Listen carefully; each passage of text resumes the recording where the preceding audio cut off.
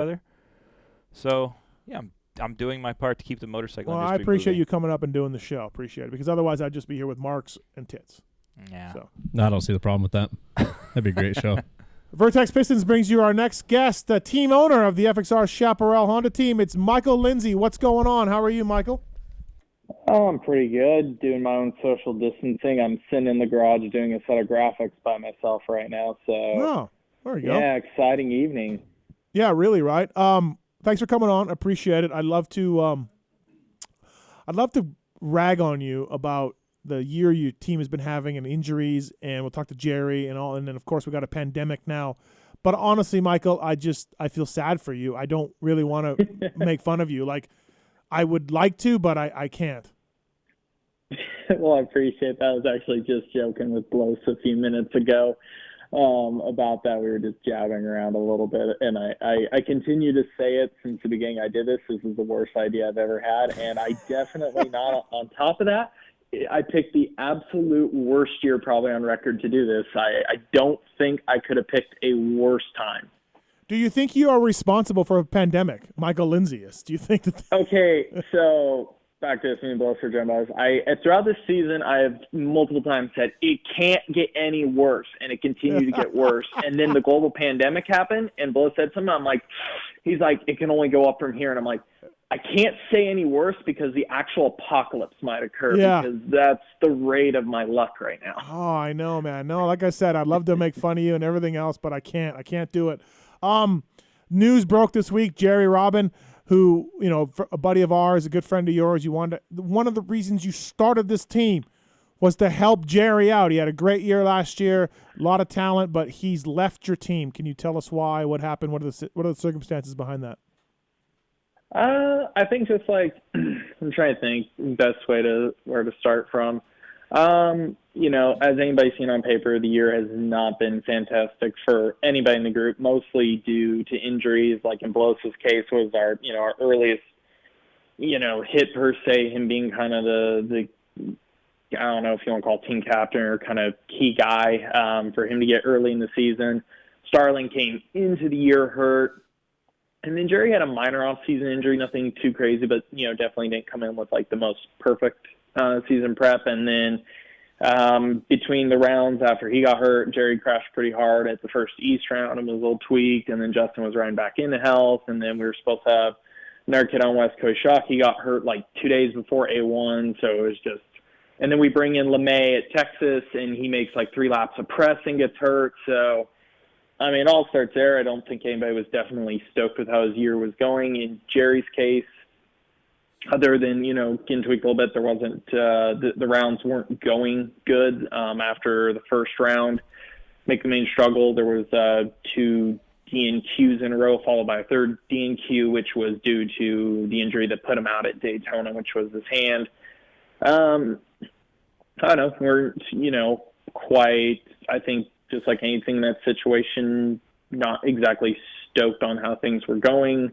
We kind of had a little bit of a disagreement on how outdoors was going to look, because originally, the team is kind of primarily a Supercross only team. Right. I was going to support Jared and another rider, Jeff Walker, for outdoors on a kind of a different basis, not like a full support deal, more like equipment, transport. If they wanted to do it, it was more financial on them, where I covered everything in Supercross. And due to how the year was going, me and Jerry kind of had to have a sit down and discuss what the rest of the year would look like due to the injuries and just, sponsor feedback and what we were trying to get accomplished. We're going to come back. Supercross is going to be later in the year. So now, even though he's hurt, we kind of have the opportunity to kind of fix how Supercross went, because I was in a position where, to put it very bluntly, with how the year had gone, I couldn't retain him another year with what I was getting for sponsor feedback and some stuff like that. So kind of had a little powwow. We kind of, went through what we were each, I guess you'd say, unhappy with how the year had gone. And it kind of ended with an option scenario of like, hey, outdoors, albeit it wasn't as much financial. I mean, it was still kind of contract out to sponsors or be bikes on track. I had to make a bit of a decision on who was going to be on the 450s. And I kind of had to push Jerry to like, hey, My personal opinion is let's not have you run through all this because you're still coming off an injury. We can either pretty much forego outdoors, get you ready for Supercross, because if the Supercross results aren't fixed, I'm not going to be able to retain you. And in my honest opinion, it's not going to allow you to go anywhere else with those on the board. I said, or we can do a couple rounds, but not the full shebang. Once again, it's multiple things. I think as most teams are going through, like burning up equipment between now and what we're going to have to do for Supercross at the end is an issue. The fact that Supercross is, what we're hearing right now is that it'll probably begin a week after outdoors. Yeah. I just, hey, we can do a few rounds, then turn the focus, get ready for that. I said the third option was if you're just dead set, you need to do outdoors. It's completely on you. You can do it on whatever you want to do it on. And then we'll come back and, we'll finish out Supercross. But like I said, I think, due to some conflicting visions of what each thought was best party-wise, he chose the last option was to just go separate ways and completely do his own thing for the rest of the year. I was surprised to see that for sure, just because, it hasn't gone great. But it sounds like you gave him some options, and he wants to get back on a KTM, I'm guessing?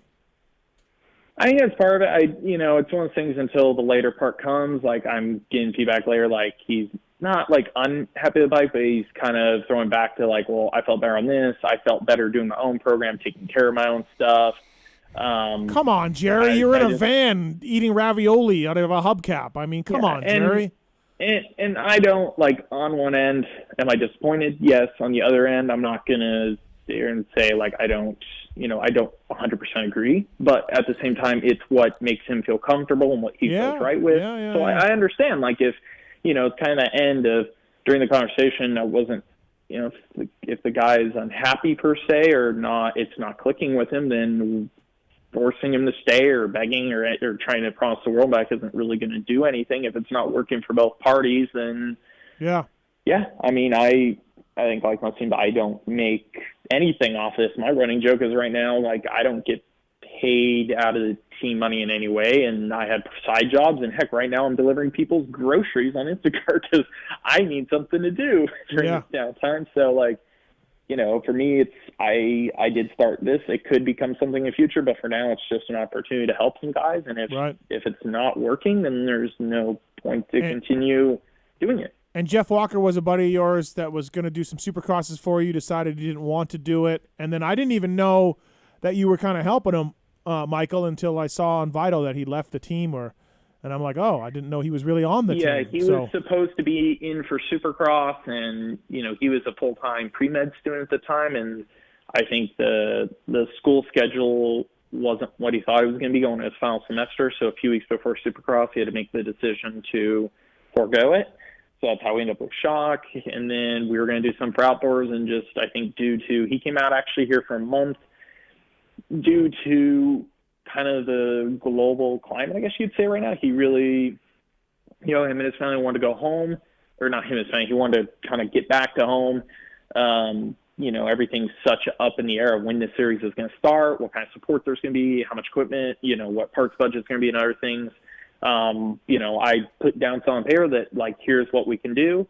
And I think after some further thinking, he kind of said like, hey, I'm just going to go home and do it on my own, because he's always done it on his own as well. So his was a little more of like a sound decision, but I also understand why. Once again, I'm not here to force anybody to do something I want to do. So, thank God we got that post saying he's quit the team. Thank God that we needed that out there. We were all wondering what Jeff Walker was going to do. I mean, good God. It looks shitty for you, Michael, for him to put out a post like that when everybody was like, huh? What? Yeah. Like, huh? I mean, I'm not totally, but once again, I understand. I'm not like, wow. I don't know. It's like, okay, I got other stuff to work on, I guess. But I know. I'm just saying. Our goal right now is no one was sitting there going, "What's Jeff Walker doing? Oh my God, he quit his team." Like right after Jerry leaves. It's just you're friends of his, so it's not a good look by him, in my opinion. I would tell him that. I don't know the guy, but like, can he help you out a little bit here and not put out a big post that he's leaving the team, and then you have to deal with this shit about 2 riders leaving your team? I don't know. That's how I Well, feel. the only, like, in my end, it's, we're still going racing, but of course, then the endless vital threads begin. I think four Right. people start a thread within a couple hours each turn. I kind of wanted to tease you and be like, you missed the last one, you know. Yeah. No, Five topics down. I know. But, you know, and of course, I have people call me because, like, in Jerry's case, we made a decision. I made some calls before, you know, he posted anything, so I had sponsors, so what was going on. And in Jeff's case, I didn't have that kind of heads up, so I had to deal with that a little bit. But Right. it is what it is. Again, thank you, Jeff Walker. We were super worried. We didn't know. It's all good. No, I know, but it's just shitty when someone does that. That's all, like that. Hey, so outdoors, yeah, you were always going to be on the fence about outdoors. It was a Supercross only team, but now with what we about Supercross starting after motocross, like, do you think you'll do all the outdoors with your Starling and Blos? Right, will be the plan. And Shock. No, Shock? so Blos hasn't started riding yet. I actually just got the phone with. I talked a lot the last couple of days. He's doing therapy right now. His wrist and arm injury was pretty freaking bad. We were joking about it. He had, I think every rider goes through it, but with his age and the severity of the injury, he definitely had the first 24 hours was, I'm done. Yeah. I'm never doing this again. Right. Screw it. Yeah, he's 100% focused on. I know his biggest bummer is he would call me every single 250 round, and he's just like, I can't believe I'm not there. Like he was so bummed. So he wants to end his Supercross season the way he should. So he's just going to get ready for SX when it comes back around, which is great for it's. Honestly, it sucks. It's the only good case scenario for, I think, most teams, for at least my situation, that we have to go back to Supercross after outdoors, is I get a healthy Chris that's going to have months of Supercross practice at this point. He's just going to dedicate himself to that. So, and a lot of guys are going to be coming back into the series, of course, burnt from outdoors, the kind of names that he should be racing with. So that's fantastic for at least a year-ender to be able to get You might Chris catch a break. You might catch a break here, Michael. Exactly. So that's the only bright side, because otherwise, Chris was hoping to maybe make the last couple, but now seeing how his wrist is, I know he's stoked he's got the actual time to do proper PT and get ready. Starling wants to do outdoors. We're trying to figure out if that's something that is doable or not. The main one that'll do it is Cody Shock's going to race outdoors, and it's going to be a lot more low-key setup. Like, I was never going to take the semi outdoors. That's, I'd shoot myself if I even thought that was a good idea for 5 seconds. No, something smaller, fun mover, van for outdoors for him, equipment, and get through that. And then Shock, Starling, and Blos again for when we get back to Supercross on 250s. I don't know if I'll add one more for Jerry's bikes or not yet. Haven't really gone that far. Kind of more, like anybody else, you have to be, I guess you'd say, fluid at the moment, because who knows what's got the schedule, what stadiums were. I mean, I think you've probably heard what most of it is. Okay, are we going to be just racing in Vegas the whole time? Or are we going to be racing in a mix of Vegas and St. Louis? What are these? Are we racing on Mondays and Fridays? Are we doing double headers? Yeah. What's this going to look like for travel expenses? How much equipment are we going to be hauling around? Where's the truck going? Until I have a better idea of what that's actually going to look like, I'll just stick with the three, kind of the easier route, and figure it out once we get a little bit closer. Yeah. What do you think's going to happen? Do you think, as somebody that's involved in team ownership, do you think they get all 7 rounds in? I think they get all 7 rounds because two things, and I don't want to say I called this, but the week when they canceled Indy, I got home. I think I did a video on Monday from Town. I literally said we're going to end up racing in the fall, because I was just watching how global motorsports was going in general, and I kind of, they were saying, we're going to try to race in a couple weeks. I kind of knew the whole, I don't know, just judging by that, I always joke that our little sport's not going to get, I'm like, if F1 is not going to go racing and MotoGP is not going to go racing, like, our little sport isn't going to pull this off. So I think from talking to most of our teams, I mean, teams are willing to forego more outdoor nationals to finish Supercross, because it's important when it comes to everybody getting, financially covered, whether it's filled with their series sponsors, teams with sponsorships. I think you can cut an outdoor round 2 or 3 and it doesn't really affect anybody at the end of the day contract-wise, but you start cutting Supercross rounds and it can affect paydays at the end for everybody, for what teams are going to get from sponsors, what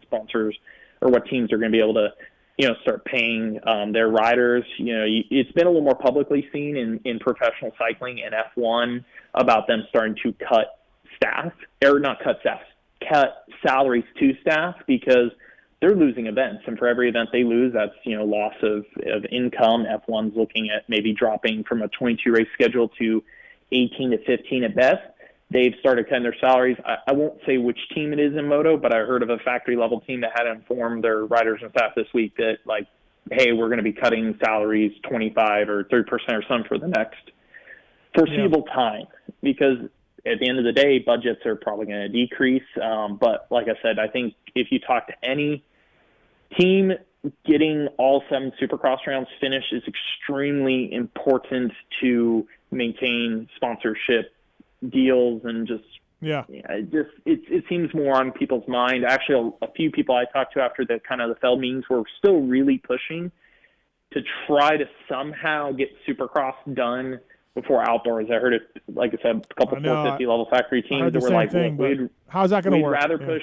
It's not going to work, but that's still the opinion of teams is, can we push back outdoors and just get Supercross finished? That's because it is so important for contracts, but it's not going to happen. It is going to be, the fall at this point.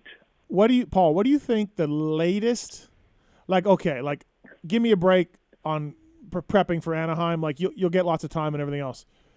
What's the latest, Paul, that we could race Supercross 2020 and still be okay, quote unquote, for 2021? I think as long as you're done by Thanksgiving.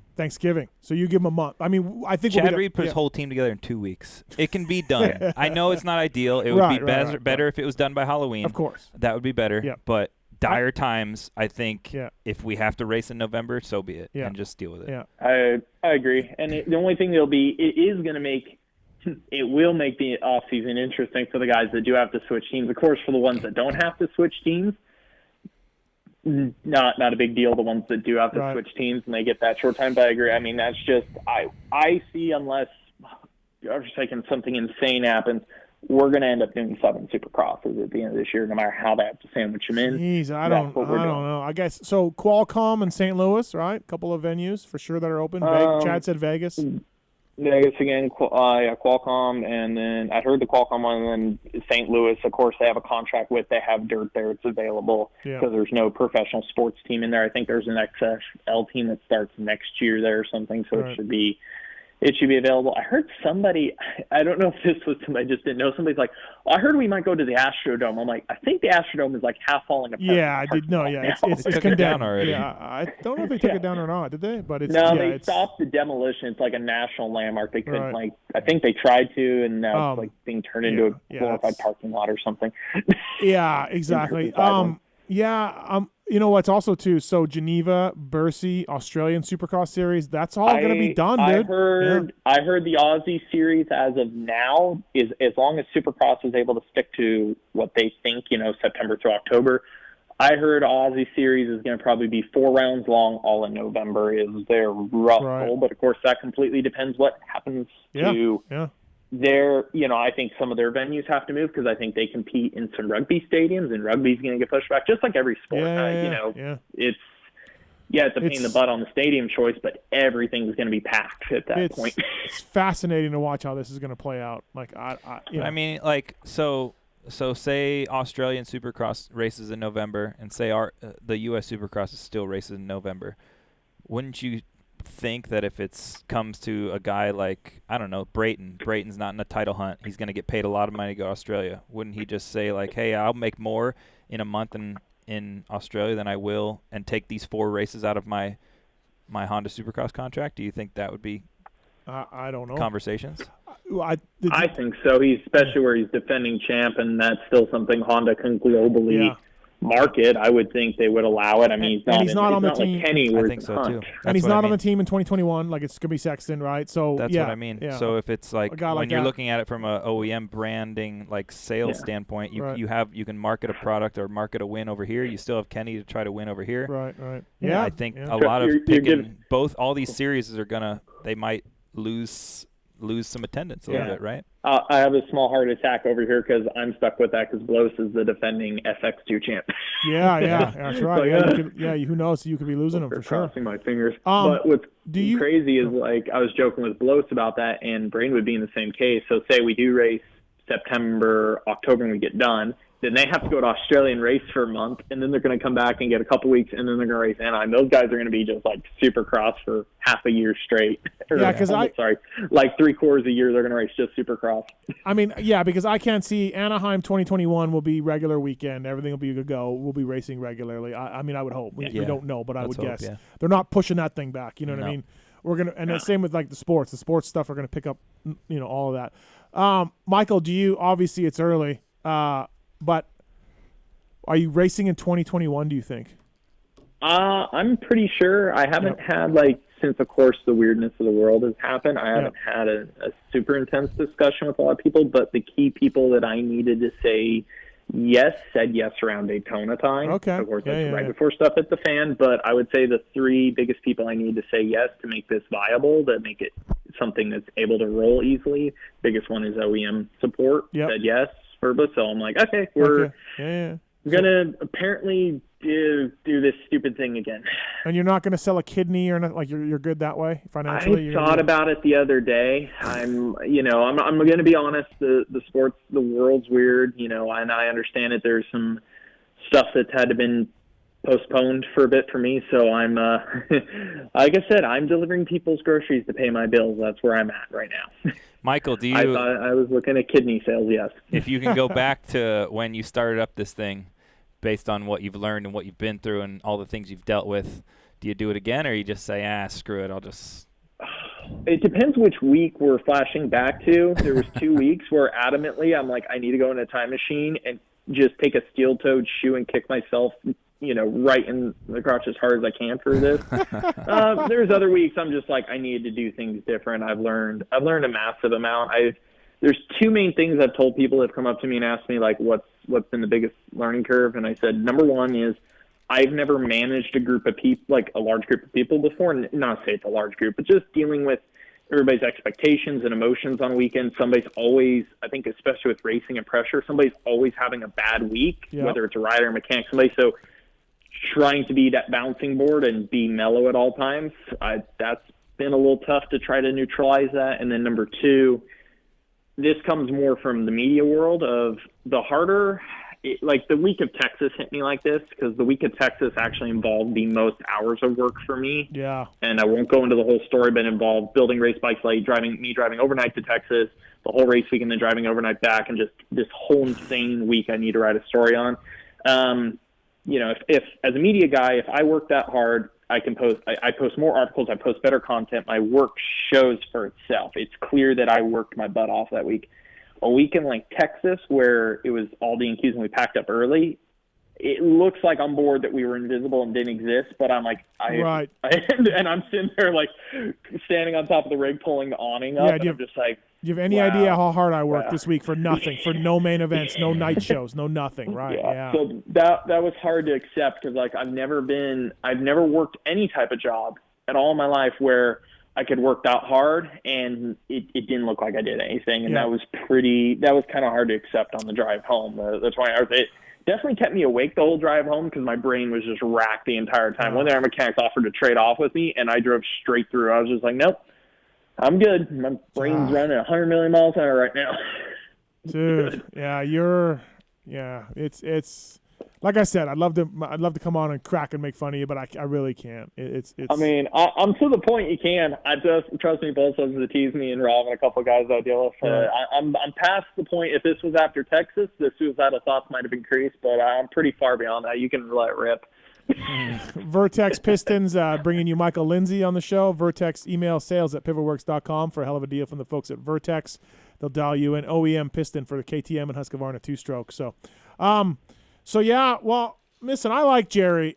I don't know what Jerry's deal is. He's got incredible skills. He had a really breakthrough last year. I thought this was awesome, and I'm bummed it didn't work out for both of you. Like, I don't know quite. Yeah. And, I don't know if it was a bike thing. The Honda's a good bike, and he's in a van again. I don't know. I don't know with Jerry. I just don't know. And I feel from, like, at the end of the day, we had a long discussion. We had some disagreements, but at the end of the day, when, we haven't talked since then, but, house left, I feel like I truly feel bad for him in the position and the case and everything, because, like, And it's funny, I got made fun of for memes for the guy I said I started the team for is no longer with it. I completely understand why, like, what his position is and how he feels and what he thinks he needs to do. Totally understand. But at the end of the day, I still feel bad for him because I'm just like, I wanted this to go good for him, and I wanted it to lead to something more for him. So, No, I think we were all hoping that. Yeah, absolutely. I'm bummed he's back in van life, and I just hope he, I know he's got a few people in his corner that are saying some things I try to say to him, like hopefully he just evaluates the rest outdoor Supercross and puts together the best schedule for him that's going to, it doesn't matter how many events he does, it matters the quality of them too, because I don't want to see him van life it a whole nother year. So I just hope it turns out to where he can get another chance next year. He finds what he's looking for and is able to make it work. I'm with you. I truly hope that. Yeah, I do too. I hope he can figure it all out and get his skills working where he should be. So I like Jerry. Good dude. Well, thanks for coming on. Thank you, Michael. I appreciate it. And yeah, man, hang in there.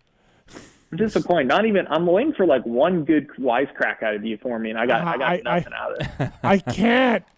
God, we have a pandemic in your first year of having a team. Zombie Blows for the one time in his life, Zombie Blows doesn't get back up. Like he's Dude, hey, I will tell you, I was scared from that night at AZ because he does always get up, and the fact that he was laying there forever, and actually it was creepy as Jerry was the one that cut back because he was involved with the crash referee. He comes up and he's just like, there's a couple things twisting on his bike, and we were going to get him ready for Maine, and he's just like, nah, dude, I'm down, I'm banged up, and he's like, Chris is screwed. Chris is effed. I'm like, what do you mean? He's like, he's laying there and he's shaking. And I'm like, what? And then I finally hear from, staff, like, he's having a seizure. I'm like, oh, God. Yeah. And, it's a long story, but just that whole, seeing Chris, who's Zombie Chris, who shouldn't be able to get hurt, have that happen to him. And then we move into East, and it's a compile. An amateur kid I helped, and I'm really close with his family. I've helped for years. Right before, the day before we fly out to Tampa, he crashed at a local track and was in a coma and almost died. We get to Tampa, Moreau's thing happens. We go to Arizona, and Ben's on the team for 3 minutes, get hurt, and then all the shit. I drove back from AZ or from Texas, just other than the things I was thinking in the van. One of them was I was very over dirt bikes for a minute from watching so many people almost have their lives ruined in the course of 3 weeks. Yeah, crazy. When you look at it that way, when you break it down like that too. Yeah, exactly right. It's all doing the stuff that we love, but sometimes it's not always awesome. Thanks, man. Appreciate it. We'll talk soon. I'll get you up here if you don't mind. If we do some social distancing, come on up here for the show. Yeah, that'd be great. Yeah. Hey, one last one. It's raining right now. Are you coming down to Kiefer's? We riding this week? Or are you gonna get out of your social distancing bubble up there? He's been after me to do it, but no, I got a rib issue. I can't ride. I tried to ride today. I couldn't even make it a lap. So.